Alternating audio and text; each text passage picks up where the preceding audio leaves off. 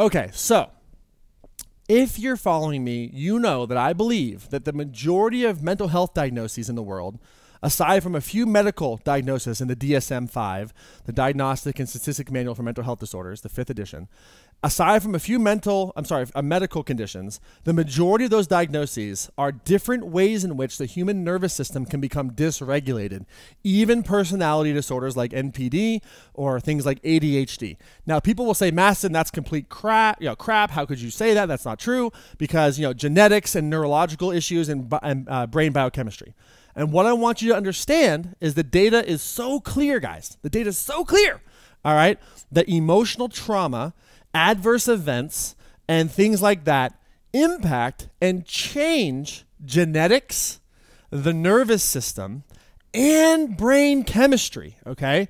So if you do not understand that genetics can be impacted by trauma, that biochemistry can be impacted by trauma, okay, that your nervous system can become impacted by emotional trauma, it's important to understand the latest research. You're operating off of old paradigm thinking that's not helping anybody, okay?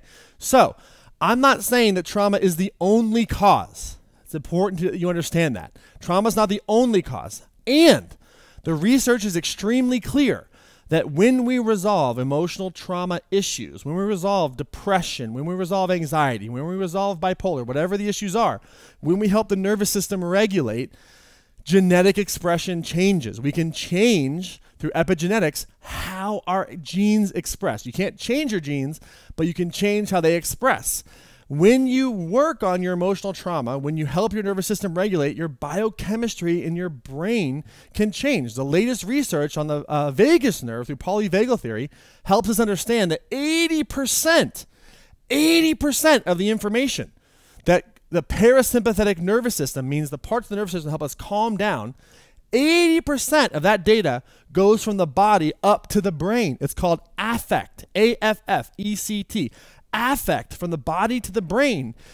80% of the data in the parasympathetic nervous system goes from the body to the brain. The majority of our neurotransmitters are made in the body. Where do we store the most of our trauma? Where do we store most of our issues? In our body. The issues are in our tissues. It's in our fascia. It's in our endocrine system. It's in our nervous system. It's in our immune system.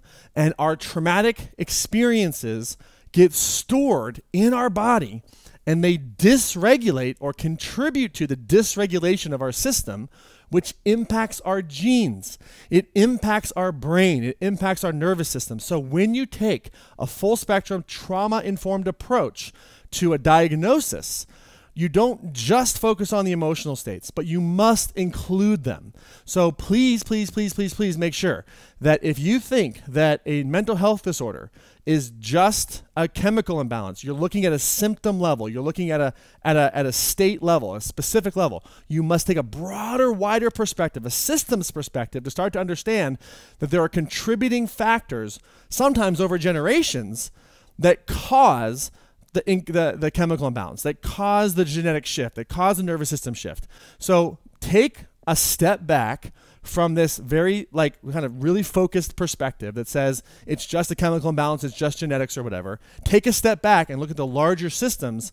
What you'll see is trauma may not necessarily be causal, though many times it is causal.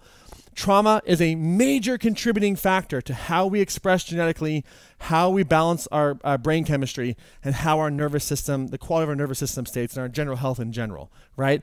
So if you think up until now that the biochemistry or the genetics are the cause, you're looking at an event-based level. You have to take a broader perspective, take a systems approach, really start to understand what emotional trauma is and what the impact of emotional trauma is on the nervous system, and you'll really upgrade your mindset around this. So if you thought that trauma is, or that genetics and biochemistry are the only thing that cause mental health disorders, hopefully this video has been a brief educational wake-up call to help you see a bigger perspective, okay? And if you want more research on this, go look up Dr. Bessel van der Kolk. Go to PubMed. Look up Dr. Bessel van der Kolk. Get his book, Body Keeps the Score. Look at Dr. Stephen Porges and polyvagal theory. Look at Dr. Bruce Perry, neurosequential sequencing. Look at the work of Dr. Richard Schwartz, internal family systems. There's a gaggle of data he's published on PubMed, specifically around these things. Look up the PubMed data. on Holocaust survivors and how their genes express over time and how they pass it down to their children. The data is coming out. The data is clear. I don't want you behind the curve on this, all right? So now you know. It's not just a biochemical imbalance. It's not just a nervous system thing. It's not just genetics. It's a larger perspective called trauma. Do your research, stay up to date, and stay on the cutting edge. I'll see you soon.